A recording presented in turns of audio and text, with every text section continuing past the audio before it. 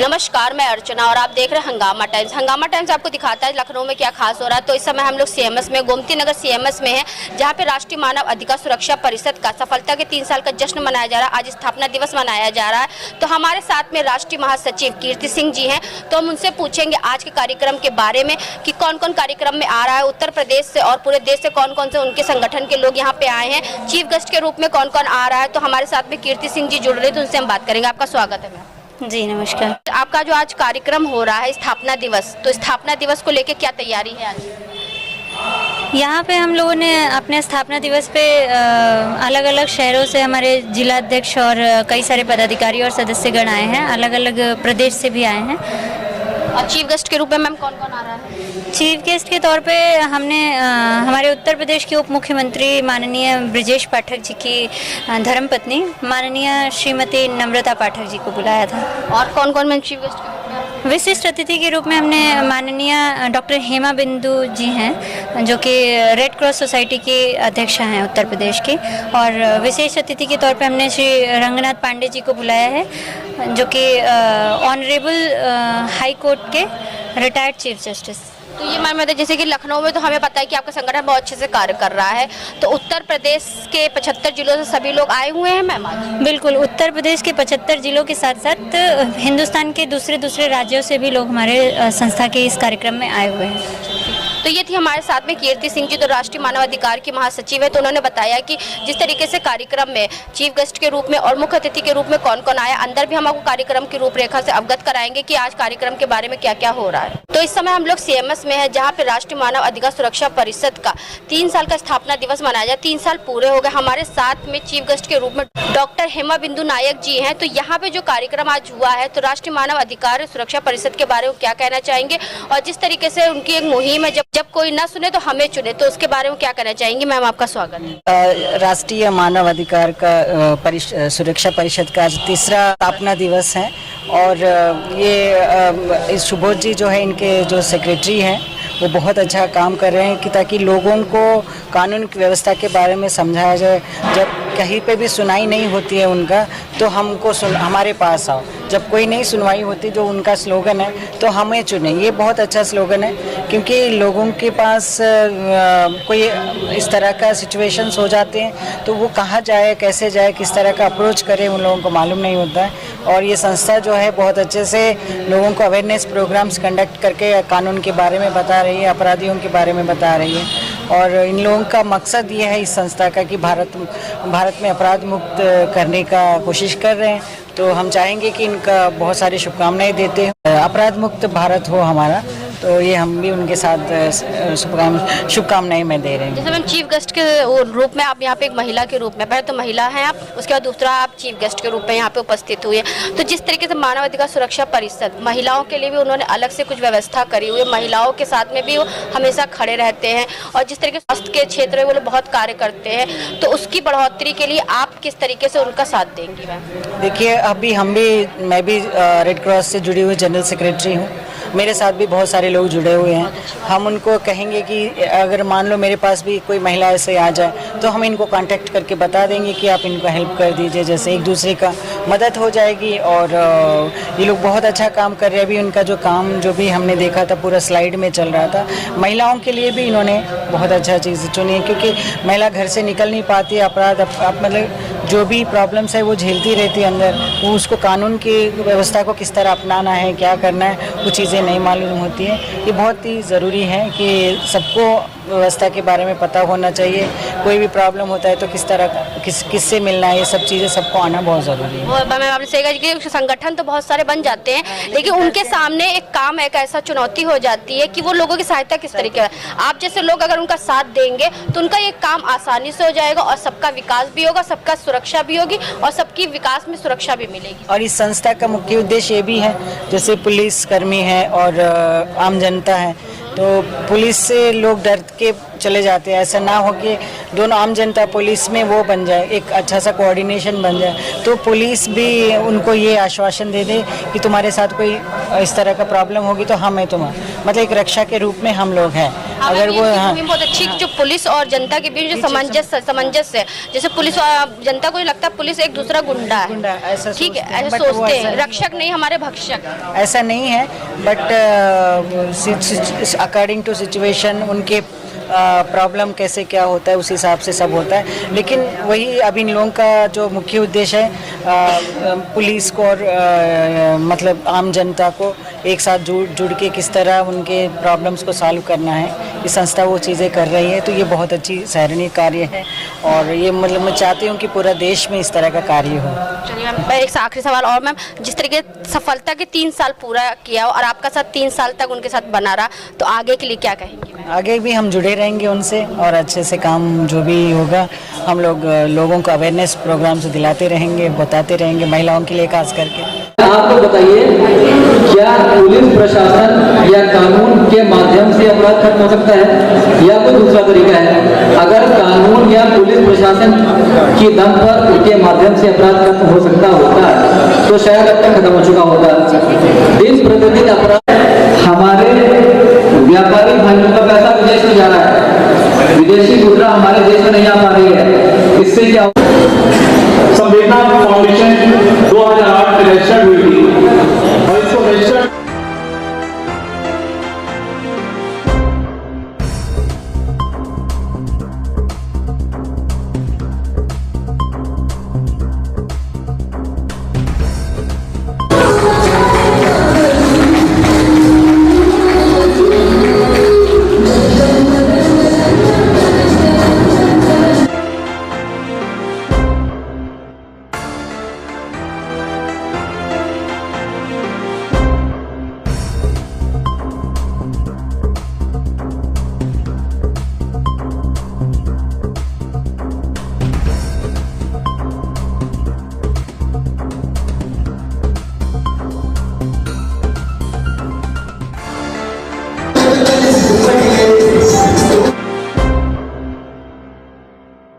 तो जिस तरीके से हम आपको कार्यक्रम दिखा रहे हैं कि आज मानव अधिकार सुरक्षा परिषद का 3 साल कंप्लीट हुआ है और स्थापना दिवस मना रहे हैं, तो हमारे साथ में लखनऊ से ही नहीं अन्य जिलों से भी बहुत से लोग यहाँ पे आए हुए हैं, उनसे ही बात कर रहे हैं। तो हमारे साथ में ज्ञानजीवी हैं, तो उनसे ही बात करेंगे कि मानव अधिकार सुरक्षा परिषद के साथ में जुड़ करके कार्य जो कर रहे हैं, तो क्या उनका एक्सपीरियंस रहा है और आज स्थापना दिवस के उपलक्ष्य में क्या कहना चाहेंगे वो। आपका स्वागत है सर। सबसे पहले आपका बहुत बहुत धन्यवाद मैम। हम लखनऊ से राष्ट्रीय मानवाधिकार सुरक्षा परिषद से लखनऊ के जिला अध्यक्ष हैं वर्तमान समय में, और इस संस्था से जुड़ करके मैं महिलाओं को सेल्फ डिफेंस की ट्रेनिंग देता हूँ। अप्रॉक्सीमेटली 45,000 वीमेंस को मैं फ्री में सेल्फ डिफेंस ट्रेनिंग अब तक दे चुका हूँ। साथ ही मैं international book of world record holder भी हूँ और भी मेरे साथ कई सारे ऐसे अवार्ड हैं, ऑनरी डॉक्टरेट अवार्ड होल्डर हूँ। मैं इसमें महिलाओं के साथ, जिन महिलाओं के साथ कोई रेप की घटना घट जाती है या फिर उनके साथ छेड़छाड़ वाले मामले होते हैं, ऐसे कई सारे केसेस पे हम अपना वर्क करते हैं। सपोज दैट कुछ महिलाओं का हमारे पास कंप्लेन आता है कि वो डायरेक्टली पुलिस से या फैमिली से नहीं हेल्प ले पाती, तो वो कहती हैं कि भैया आप बताइए क्या करें हम, क्योंकि ये आदमी मेरे साथ छेड़छाड़ कर रहा है या फिर ऐसा। इसमें कई बार क्या हुआ है कि पुलिस वालों द्वारा भी छेड़छाड़ की घटना सामने आई है, कुछ जो दूध बेचने वाले थे उनके द्वारा छेड़छाड़ की घटना सामने आई है। तो इसमें इस संस्था के साथ जुड़ करके हम लोग ये देखते हैं कि कहीं भी अगर किसी को भी कोई प्रॉब्लम होती है इन केस, तो हम डायरेक्टली संस्था की तरफ से उसकी अप्रोच रखते हैं। आफ्टर दैट अगर संस्था के बाद चीज़ें और बड़े लेवल पे होती है तो हम डायरेक्ट आयोग को कंप्लेन करते हैं। संस्था के साथ जुड़े हुए आपको कितने दिन हो गया, कितने साल हो गए? संस्था से जुड़े हमें लग रहा है कि जनवरी में हम जुड़े थे 2022 में, तो मुझे लग रहा है 10 महीने हो गए अप्रॉक्सीमेट। तो 10 महीने का एक्सपीरियंस क्या रहा? 10 महीने का एक्सपीरियंस बहुत अच्छा रहा। मैं एज ए मेंबर ज्वाइंट हुआ था इसमें, बट मेरे कार्यों को देखकर, मेरी एक्टिविटी को देख करके हमें लखनऊ का जिला अध्यक्ष नियुक्त कर दिया गया। और आप जानती हैं लखनऊ का जिला अध्यक्ष होना काफ़ी अच्छा, क्योंकि उत्तर प्रदेश की राजधानी लखनऊ है और राजधानी का अगर आपको जिला अध्यक्ष बनाया गया तो समझ लीजिए पर ना चाहते हुए 75 जिलों की जिम्मेदारी आपके ऊपर है। जी मैम, जब राजधानी सही रहेगा तभी 75 जिले। और लगभग आपसे बता दें कि लगभग सारे जिले के लोग कंप्लेन करते हैं, जिसमें राष्ट्रीय अध्यक्ष जी डायरेक्ट तो देखते ही हैं, लेकिन लखनऊ जिले का जिला अध्यक्ष होने के नाते हमसे डायरेक्ट हमारे पास भी कॉल आता है, तो उसका हम लोग निस्तारण करते हैं। एक सवाल हम आपसे पूछेंगे, जैसे देश में बहुत सारे संगठन हैं, बहुत सारी संस्थाएं, तो सिर्फ मानव अधिकार सुरक्षा परिषद से ही आप क्यों जुड़े? मानव अधिकार सुरक्षा परिषद से जुड़ने का कारण ये है, पहली तो बात, मानव अधिकार सुरक्षा परिषद हमारे अधिकारों की रक्षा की बात करती है। ठीक, जो व्यक्ति को इस समाज में मुझे लगता है हर प्रकार की मशीनरी है, हर तरह के हेल्प करने की मशीनरी है, लेकिन लोग उसके बारे में जानते नहीं हैं। अगर इनकेस अगर हमारा कोई केस नहीं दर्ज कर रहा है किसी भी वजह से या कारण कुछ भी हो, तो हमारे पास आयोग भी है, हमारे पास परिषद है, हम उसकी हेल्प ले सकते हैं और डायरेक्टली लीगल वे में जा करके अपना लोगों से अपनी बात रख करके उनकी समस्या सुन करके उसका निस्तारण कर सकते हैं। आपका नाम क्या है सर? मैं आशुतोष सिंह संवेदना महिला कल्याण फाउंडेशन का सचिव हूँ और हमारी फाउंडेशन एक जो एनजीओ है ये लखनऊ से ही रजिस्टर्ड है और पूरे इंडिया में हम कन्या भ्रूण हत्या के खिलाफ 2008 से अपने इस जागरूकता कार्यक्रम के माध्यम से बेटियों को उनकी जगह, उनका स्थान, फैमिली में क्या होना चाहिए, क्या रुतबा होना चाहिए, ये दिलाने की कोशिश में हम काफ़ी समय से लगे हुए हैं। यानी कि 2008 आज चला, 2022 यानी 14 साल का आपको सफ़र आपने तय कर लिया। ठीक है, 14 सालों में हमने 10 लाख परिवारों को, जहाँ पर बेटियों के साथ भेदभाव था, जहाँ बेटियों को सिर्फ ये समझा जाता था फैमिली में कि बेटी एक होगी तो जिम्मेदारी होगी, इसलिए बेटी को जन्म देने से लोग बचते थे, तो हमने कहीं ना कहीं बेटियों की इंपॉर्टेंस को समाज में जगाने की कोशिश की है और उन परिवारों में जो बेटियों को सिर्फ एक जिम्मेदारी और बोझ समझ के जन्म नहीं देना चाहते थे, उनके मेंटालिटी में भी बदलाव करने की कोशिश की है, जिसका परिणाम रहा है कि आज आप 2008 से पहले तो आप हमेशा पेपरों की सुर्खियां देखते थे कि कन्या भ्रूण हत्या हो रही है, कहीं इस जगह पे कहीं हॉस्पिटल में, कहीं अल्ट्रास्कैन में पता लगाया जा रहा है, लेकिन आज आपको ये खबरें नहीं सुनने को मिलती। लास्ट ईयर मुझे इंडियन अचीवर अवार्ड दिल्ली में सम्मानित किया गया कन्या भ्रूण हत्या को खत्म करने के लिए। तो यहाँ पर जब एक न्यूज़ चैनल के एक पत्रकारिता के एक जो रिपोर्टर है, उन्होंने मुझसे पूछा कि आपको इंडियन अचीवर अवार्ड से सम्मानित किया गया, आखिर क्या, किस वजह से आपने सोशल कॉज में आपको दिया तो जा रहा है, लेकिन किस लिए दिया जा रहा है? तो मैंने उनसे यही बोला कि कन्या भ्रूण हत्या के खिलाफ मेरी जो 14 साल की लड़ाई थी उसको खत्म करने में हमारी फाउंडेशन का या हमारा खुद का अपना बहुत बड़ा रोल था। तो उन्होंने कहा कि अरे कन्या भ्रूण हत्या आप कहाँ रह गई? तो हमने कहा कि शायद 14 साल की जो ये समय गुजरा है इसमें अब आपको नहीं सुनने को मिलती, क्योंकि मेरी इतनी कोशिशें रहीं कि मैंने बेटियों की इंपॉर्टेंस को जगाया है। और लास्ट आप कई सालों से, विगत सालों से आप देख रहे होंगे, चाहे CBSE हो, चाहे स्टेट बोर्ड हो, चाहे ICSE हो, कोई भी बोर्ड हो, बेटियों ने परचम लहराया है। कहीं ना कहीं हमारा मोटिवेशनल जो स्पीच होता है कॉलेजेस में, इंस्टीट्यूशंस में, कॉर्पोरेट्स में जाकर उन परिवारों तक मैसेज पहुंचाने की कोशिश है कि बेटियों को आप सिर्फ एक शादी का एक जरिया ना मान लें कि बेटी हुई तो उसके लिए शादी करनी है, दहेज की व्यवस्था करनी है, उसको काबिल बनाना है, उसको अपने पैरों पे खड़ा करना है, ताकि कोई भी एक ज़रूरत माँ बाप जिसकी अपने बेटे से शादी करनी है वो आपकी बेटी से दहेज ना मांगे, क्योंकि वो उसके पास इतनी काबिलियत होगी कि कभी अनफॉर्चुनेटली कभी कुछ उसके पास फ्यूचर में कुछ गलत हो जाए तो अपने परिवार को संभाल सके, खुद को संभाल सके।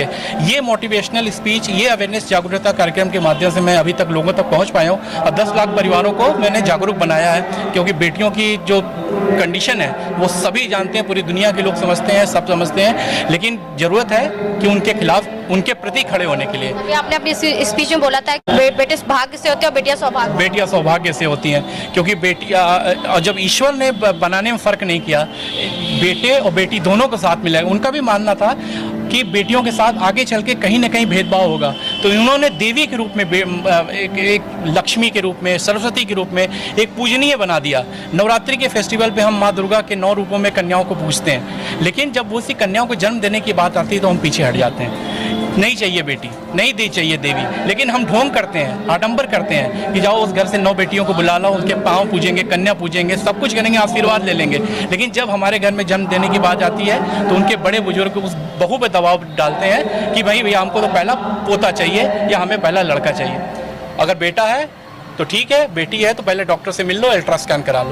और बहुत सारे डॉक्टर्स भी ऐसे रहे हैं जिन्होंने पैसे के मोटी फीस के एवज में अल्ट्रास्कैन करके बता दिया है माँ बाप को कि बेटा है या बेटी, और जैसे ही पता चला है कि बेटी है तो उसको माँ बाप ने कहा है कि भाई डॉक्टर साहब कुछ हो सके इसको हटा दीजिए।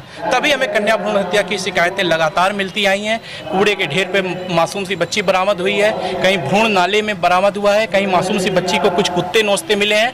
ये सारी घटनाएं अब शायद धीरे धीरे कम होती है। अधिकार परिषद को बहुत बहुत धन्यवाद देता हूं कि उन्होंने मेरी काबिलियत को, मुझे इस योग्य समझा और अपने इस मंच, इस बड़े प्लेटफॉर्म पे लाकर मुझे सम्मानित किया। मैं उनको, सुबोध जी को और कीर्ति जी को बहुत बहुत धन्यवाद देता हूं कि उन्होंने मुझे इस योग्य समझा है कि इस मंच पर सम्मानित किया है। और मैं, सबसे बड़ी बात है मानवाधिकार चाहे जिंदा हो इंसान हो और चाहे मरने के बाद हो, उसका अधिकार जो है हमेशा बनाए रखना चाहिए। राष्ट्रीय मानवाधिकार जिंदा लोगों के अधिकार के लिए लड़ाई लड़ रहा है और मैं उन बेटियों के अधिकार के लिए लड़ाई लड़ रहा हूँ जिनको जन्म से पहले मार दिया जाता है। तो दोनों में कहीं ना कहीं सिमिलरिटी है और राष्ट्रीय मानवाधिकार परिषद भी इंसान के लिए, मानवों के लिए अधिकारों की लड़ाई लड़ रहा है। मैं उन बच्चियों के लिए भी लड़ाई लड़ रहा हूँ जिनको जीवन में वास्तव में आना है और जिनके साथ कहीं ना कहीं परिवार में, समाज में भेदभाव है। तो साथ में हम लोग मिलकर कार्य करेंगे। अगर देश में परिवर्तन चाहते हो तो परिवर्तन का हिस्सा आपको जरूर बनना है। बिना परिवर्तन के हिस्सा बने हुए आप देश में परिवर्तन नहीं कर सकते। तो लखनऊ से सभी लोग यहाँ पे आए हुए, लेकिन लखनऊ के बाहर के जिलों यानी उत्तर प्रदेश के बाहर के जिलों से भी बहुत से लोग यहाँ पे आए हुए हैं, जो कि आज स्थापना दिवस मनाया जा रहा है संगठन का 3 साल पूरे होने के लिए। तो बनारस से भी कुछ लोग यहाँ पे आए हुए हैं, तो उनसे हम बात करेंगे। आपका नाम क्या है? प्रजेंद्र नंदन। तो बनारस से आए हैं ना सर? जी जी जी मैम। क्या जिम्मेदारी मिली बनारस की? मैम मुझे जो है जिला महासचिव बनाया गया है। पहले क्या थे आप? पहले मैम मेंबर थे। सदस्य थे, यानी कि तो मैम आप महासचिव बने हैं जिला के। जी मैम। तो कैसा लग रहा है आपका एक पद आगे बढ़कर? ये हुआ कि जैसे कि कोई भी एक संस्था है, अगर उसके आप बिहाफ में अगर काम कर रहे हैं, ठीक है, तो संस्थाएं दिन पर दिन आपका जो है प्रमोशन करती रहती है। तो हम लोगों ने वाराणसी में बहुत ज़्यादा प्रचार प्रसार किया, लोगों को जागरूक किया और प्रशासन से लेके, ठीक है, थोड़े वरिष्ठ जो नेताओं लोग हैं उनको सम्मानित किया, सम्मान दिया। वाराणसी में अभी तक जो हम लोग की टीम है 60 के ऊपर हो चुकी है। अभी मैं वाराणसी का जिला महासचिव है, ये मैम है मिस बबीता देवी मैम, ये जिला अध्यक्ष हैं और हमारे साथ है अब्दुल वाहिद जी जो ये भी सदस्य हैं, और ये पीछे जो हमारे हैं ये उत्तम सिंह जी। अभी केवल यहाँ पे कुछ लोग आए हैं, बाकी सारे जो पदाधिकारी है वो भी बनारस में ही है। अच्छा, तो ये बताइए कितने सालों से जुड़े हुए हैं मानव अधिकार सुरक्षा परिषद? जी, इस संस्था का जो स्थापना वर्ष तो 2019 में हुआ था, लेकिन हम लोग जो है 2021 से जुड़े हुए संस्था। यानी कि साल भर आपको कंप्लीट होने वाला है। जी जी मैम। चलिए अच्छी बात है। तो आगे के संगठन के बढ़ाने की क्या तैयारी रहेगी आपकी? संगठन का यही है कि उद्देश्य है कि भ्रष्टाचार को थोड़ा सा कम किया जाए और प्रचार प्रसार किया जाए और लोगों को जागरूक किया जाए। तो ये सारी उद्देश्यों के साथ जो बहुत सारे उद्देश्य हैं संस्थाओं के, वो हम लोग टीम के साथ एक साथ जो है कि वो आगे बढ़ रहे हैं धीरे धीरे, और बढ़ते बढ़ते कोशिश हम लोग की रहेंगी कि 100 के ऊपर हम लोग की टीम जाए, और फिलहाल तो अभी तो 60 के ऊपर ही है। आप क्या कहना चाहेंगे? जी, हम अब्दुल वाहिद मेरा नाम है, मैं राष्ट्रीय मानवाधिकार का सदस्य हूँ। हम लोगों का पूरा से पूरा यही काम होता है कि हम लोग ज़्यादा से ज़्यादा अपनी संस्था को आगे बढ़ाने के लिए सोचें। अपने जितने भी हमारे पदाधिकारीगण हैं, हमारे सदस्यगण हैं, उन सबको साथ में लेकर के हम लोग आगे चलते हैं। कहीं भी कोई भी समस्या होती है, हम लोगों के पास कोई आता है तो हम लोग सब लोग उसके लिए लग जाते हैं, चाहे किसी भी तरीके का समस्या हो। हम सब भाई मिल करके अपना उनके साथ मिलजुल के काम करते हैं। यानी कि हिंदू मुसलमान नहीं देखते हैं, पहले मानवता देखते हैं। हम लोग सबसे पहले इंसानियत और मानवता देखते हैं, हिंदू मुसलमान हम लोग नहीं देखते हैं, चाहे वो किसी भी धर्म, किसी भी कास्ट का हो। हम लोग खाली अपना कार्य देखना चाहते हैं कि राष्ट्रीय मानवाधिकार में ये आए हैं, इनका हर तरीके से सम्मान और इनका काम होना चाहिए। तो अभी बनारस में किन किन उद्देश्यों को लेकर आप लोग काम कर रहे हैं? हम लोगों का ज़्यादातर बनारस के अंदर स्वास्थ्य पर हो गया, सुरक्षा पर हो गया, महिला सुरक्षा पर हो गया, इन सबों पर हम लोग काम कर रहे हैं। आप भी बनारस से आए हैं तो क्या कहना चाहेंगे? मैं श्रीमती बबीता देवी, महिला जिला अध्यक्ष बनारस के। हम लोग काफ़ी वहाँ पे कार्य कर चुके हैं। हमारे ही टीम के ये सभी लोग हैं। हम कहेंगे कि जो भी है धर्मनिष्ठ से उस संस्था के आगे बढ़ाया जाए। तो राष्ट्रीय मानव अधिकार सुरक्षा परिषद का 3रा साल का स्थापना दिवस मनाया जा रहा है। 3 साल हो गए हैं राष्ट्रीय मानव अधिकार सुरक्षा परिषद को जमीनी स्तर से कार्य करते हुए, जहां पे हमने आपको दिखाया बनारस से लेकर के बाराबंकी से लेकर शाहजहांपुर से लोग यहाँ पे आए हुए हैं। तो हमारे साथ में राष्ट्रीय मानव अधिकार सुरक्षा परिषद के राष्ट्रीय अध्यक्ष सुबोध श्रीवास्तव जी जुड़ रहे हैं। तो आज उनका लगाया और पेड़ बड़ा हो रहा है और पेड़ में फल भी देने लगा। बहुत से लोग यहाँ पे जुड़ करके कार्य कर रहे हैं। पीछे जो आप भारी मात्रा में टीम देख रहे हैं, ये संगठन की ताकत को दिखाता है कि संगठन जब संगठित होकर कार्य करता है जमीनी स्तर पे, तो कितनी मजबूती के साथ कार्य करता है। और कोई कार्य करना जो आसान लोग सोचते हैं तो आसान तो होता है, लेकिन आसान बनाया जाता है, संगठित होकर के बनाया जाता है। तो हमारे साथ में राष्ट्रीय मानव अधिकार सुरक्षा परिषद के राष्ट्रीय अध्यक्ष सुबोध श्रीवास्तव जी हैं। तो उनसे हम बात करेंगे आज के कार्यक्रम को लेकर के। आपका स्वागत है सर जी। अच्छा रही, बहुत बहुत धन्यवाद आपका। आज राष्ट्रीय मानवाधिकार सुरक्षा परिषद का तृतीय स्थापना दिवस मनाया जा रहा है। हम लोग बड़ा सौभाग्यशाली हैं कि संपूर्ण भारत से हमारे सारे पदाधिकारी, हमारे माननीय अतिथिगण यहाँ पर पधारे हुए हैं। सबका सहयोग, सबका आशीर्वाद भी प्राप्त हो रहा है। मैं बड़ा सौभाग्यशाली हूँ। और 2019 में इसकी स्थापना करी गई थी संस्था की। उद्देश्य ये रखा गया था कि जो संवैधानिक अधिकार उनके बारे में लोगों को जागरूक करना और उनको उनके अधिकार दिलवाने में निःशुल्क कानूनी सहायता उपलब्ध कराना। ये हम लोग 2019 से लगातार करते आ रहे हैं। सामाजिक संस्था है, बहुत सारे हम लोग सामाजिक कार्य करते रहे हैं। आपको मैं यहाँ पर एक चीज़ बताऊँ, मैं हम लोग 2 चीज़ों पर बड़ा तीव्रता से काम करें। पहला ये कि अपराध खत्म हो, देश भ्रष्टाचार मुक्त हो, उसके लिए हम लोगों ने एक मुहिम चला रखी है। हम लोग लोगों को प्रत्येक शनिवार कानून संविधान की हम लोग जानकारी देते हैं। जब तक आप कानून और संविधान के बारे में जानकार नहीं बनेंगे, आपको शोषण होता रहेगा और शोषण कहीं ना कहीं अपराध की जननी है। अपराध बढ़ेगा, अपराध बढ़ने से हमारे माननीय न्यायालयों के ऊपर मुकदमों का बोझ बढ़ता जा रहा है। तो मैं चाहता हूं कि धीमे धीमे करके अपराध और भ्रष्टाचार समाज से खत्म हो। उसके लिए जागरूकता बहुत ज़रूरी है। प्रत्येक शनिवार को हम लोग जागरूकता प्रदान कर रहे हैं और इसके साथ साथ में हम लोग जितनी भी लावारिस लाशें मिलती हैं शहर में, उनका हम लोग अंतिम संस्कार करा रहे हैं। ये हमारा कोरोना काल से हमारा ये कार्य शुरू है जो हम लोग आज तक जारी किए हुए हैं। अपराध को खत्म करने के लिए हम लोगों ने एक वीरता पुरस्कार निकाला है। हम लोग चाहते हैं कि जब तक समाज का प्रत्येक व्यक्ति समाज में अपनी सहभागिता नहीं देगा, सिर्फ कानून या संविधान या पुलिस के भरोसे अपराध खत्म नहीं करा जा सकता है। हम लोग चाहते हैं कि आम जन सामने आए और अपनी पूरी सहभागिता समाज में दें। उनको प्रोत्साहित करने के लिए हम लोगों ने वीरता पुरस्कार का कदम उठाया हुआ है। हम लोग वीरता पुरस्कार में क्या कर रहे हैं, जो भी व्यक्ति अपनी जान जोखिम में डाल करके संविधान कानून अपनी रक्षा करने के लिए, समाज में किसी की भी जान की रक्षा करने के लिए और किसी अपराधी को पकड़वाने में या किसी अपराध को रोकने में अपनी जान जोखिम में डालता है, ऐसे सभी लोगों को हम लोग वीरता पुरस्कार से सम्मानित कर रहे हैं। क्योंकि आपने ये चीज़ सही कहा, किसी चीज़ को अगर खत्म करना है तो नई चीज़ की शुरुआत भी करना है। तो लखनऊ, उत्तर प्रदेश की राजधानी लखनऊ में तो अच्छा कार्य कर रहे हैं, अलग अलग जिलों से आ रहे हैं, तो उनसे बात करेंगे। आप कहाँ से आए हैं? मैं बाराबंकी, जिला बार संघ बाराबंकी के वर्तमान में प्रेसिडेंट हूँ और आदरणीय सुबोध श्रीवास्तव जी ने हमें यहाँ आमंत्रित किया, बड़ा अच्छा लगा। जिस इस नेक काम में लगे हैं, मैं तो समझता हूँ आदरणीय सुबोध खान जी दिनों रात दिन दूनी इनकी उन्नति बढ़े, प्रोत्साहित हो। और जिस तरीके से इन्होंने अभी बताया कोरोना काल में मृतक आश्रितों को और जो लाशें हैं उनका दफनाया, निश्चित तौर पर एक बड़ा ही निडर कदम है। क्योंकि कोरोना काल में भाई ने भाई को नहीं छुआ, माता ने पिता को नहीं छुआ। ऐसे अगर समय में हमारे भाई ने मदद की, निश्चित तौर पर ये आस्था के प्रतीक है। कहीं न कहीं इनको ऊपर वाला बहुत उपलब्धि देगा, ऐसा मेरा मानना है। आप कहाँ से आए?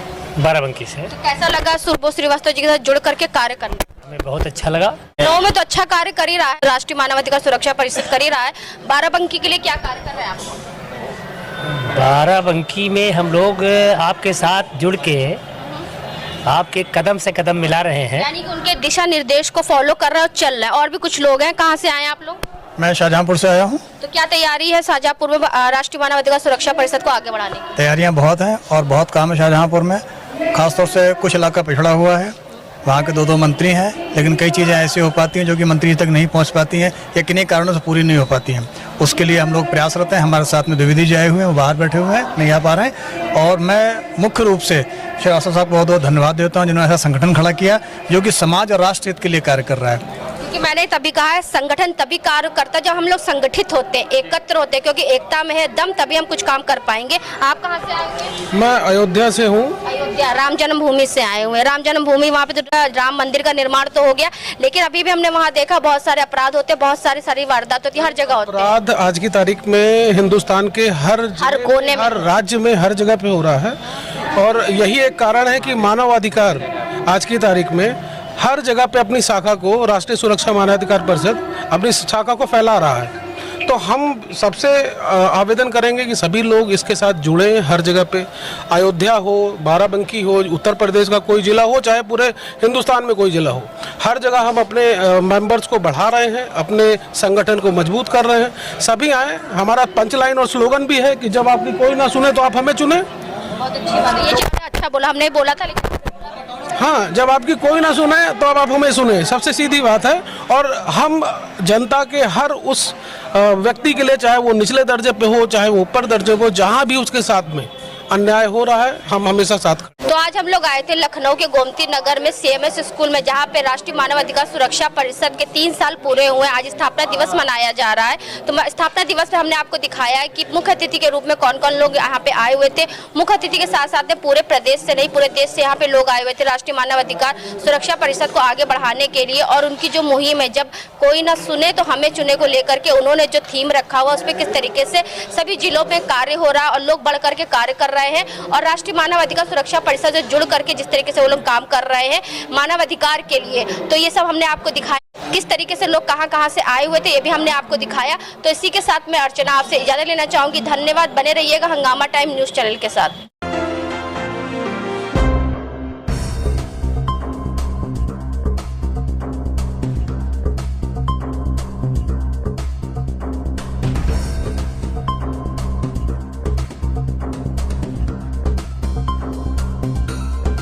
हंगामा टाइम्स की तमाम खबरों को देखने के लिए हंगामा टाइम्स को सब्सक्राइब कर लीजिए और बेल आइकन दबा लीजिए। अगर आपको ये वीडियो अच्छा लगा हो तो लाइक बटन प्रेस कर अपनी प्रतिक्रिया हमारे कमेंट बॉक्स में देना।